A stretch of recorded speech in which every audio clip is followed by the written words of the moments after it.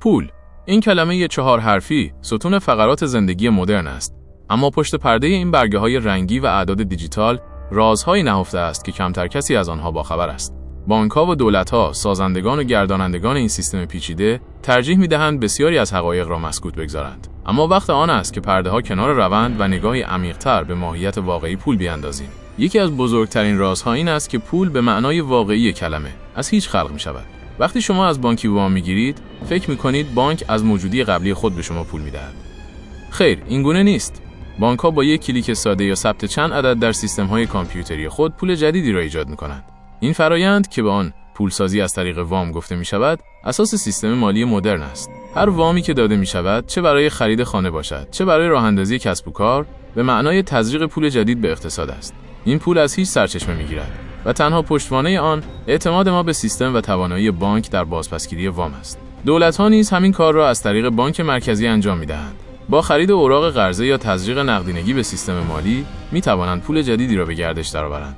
این حقیقت ساده اما بسیار قدرتمند نشان می‌دهد که ارزش پول ما نه در طلا یا نقره‌ای که در خزانه‌های بانک مرکزی نگهداری می‌شود، بلکه در پذیرش و استفاده ما از آن نهفته است. این سیستم مبتنی بر بدهی به این معناست که بخش عمده‌ای از پول موجود در اقتصاد در واقع بدهی است که باید بازپرداخت شود. راز دیگر، کنترل بی سر و صدای تورم و تأثیر آن بر ارزش دارایی‌های شماست. دولت‌ها و بانک‌های مرکزی معمولاً درباره نرخ تورم حرف می‌زنند، اما آنچه نمی‌گویند این است که تورم نه یک اتفاق ناخواسته، بلکه اغلب یک ابزار قدرتمند و عمدی است. کمی تورم برای رشد اقتصادی لازم دانسته می‌شود، اما تورم بیش از حد ارزش پول شما را به آرامی و بدون سر و صدا می‌خورد. این یعنی پولی که امروز در جیب شماست فردا قدرت خرید کمتری خواهد داشت. چرا دولت‌ها به این کار ادامه می‌دهند؟ یکی از دلایل اصلی کاهش بار بدهی‌های عمومی است. وقتی دولت‌ها بدهی‌های کلان دارند، تورم به آنها کمک می‌کند تا این بدهی‌ها را با پولی با ارزش کمتر بازپرداخت کنند. به عبارت دیگر، دولت به آرامی از جیب پس‌انداز کنندگان و مردم عادی برمی‌دارد تا بدهی‌های خود را سبکتر کند. این یک مالیات پنهان است که بدون هیچ لایحه قانونی یا رأی‌گیری ثروت را از دست مردم به جیب دولت وامی‌خواند. در حالی که همه از افزایش قیمت‌ها شکایت می‌کنند، کمتر کسی متوجه می‌شود که این بخشی از یک استراتژی بزرگتر است که در نهایت به نفع قدرت‌های بزرگتر تمام می‌شود. اما این فقط درباره خلق و فرسایش پول نیست. نقش پول در کنترل اجتماعی و قدرت نیز از رازهای ناگفته است. پول، اهرم اصلی دولت‌ها و نهادهای مالی برای شکل‌دهی به رفتارها و جهت‌دهی به جامعه است. از طریق سیاست‌های پولی می‌توانند مشوق‌ها و بازدارنده‌هایی ایجاد کنند که بر تصمیمات میلیاردها نفر تأثیر می‌گذارد. نرخ بهره ابزاری قدرتمند است که می‌تواند بازار مسکن را رونق دهد یا به رکود بکشاند، سرمایه‌گذاری‌ها را تشویق کند یا متوقف سازد.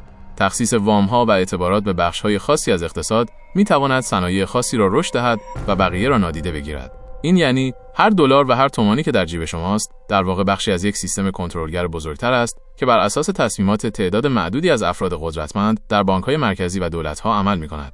آنها نه تنها بر میزان پول موجود نظارت دارند، بلکه بر جریان و جهت آن نیز تسلط کامل دارند. این کنترل به آنها قدرتی فراتر از آنچه در کتاب‌های تاریخ نوشته شده می‌بخشد. و در نهایت راز بزرگتر این است که ماهیت پول در حال تحول است و دولت‌ها سعی می‌کنند این تحول را کنترل کنند. با ظهور رمزارزها و فناوری‌های بلاکچین، مفهوم سنتی پول در حال تغییر است. رمزارزها پول غیر متمرکزی رو پیشنهاد می‌کنند که خارج از کنترل بانک‌ها و دولت‌هاست. این ایده برای بسیاری جذاب است، اما برای قدرت‌های موجود یک تهدید محسوب می‌شود.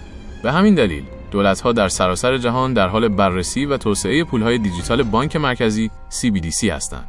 این پول‌ها در ظاهر شبیه رمزارزها هستند، اما در حقیقت به دولت‌ها کنترل بی‌سابقه‌ای بر هر تراکنش شما می‌دهند.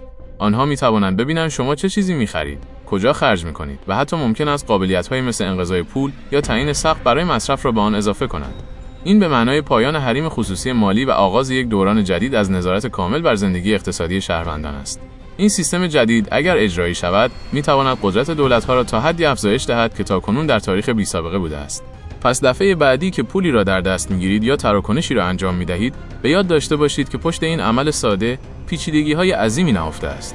پول نه فقط یک ابزار مبادله، بلکه یک سیستم قدرت، کنترل و بدهی است که دائما در حال تغییر شکل است. دانستن این رازها اولین قدم برای درک واقعی دنیای مالی و محافظت از خود در برابر پیامدهای ناخواسته آن است.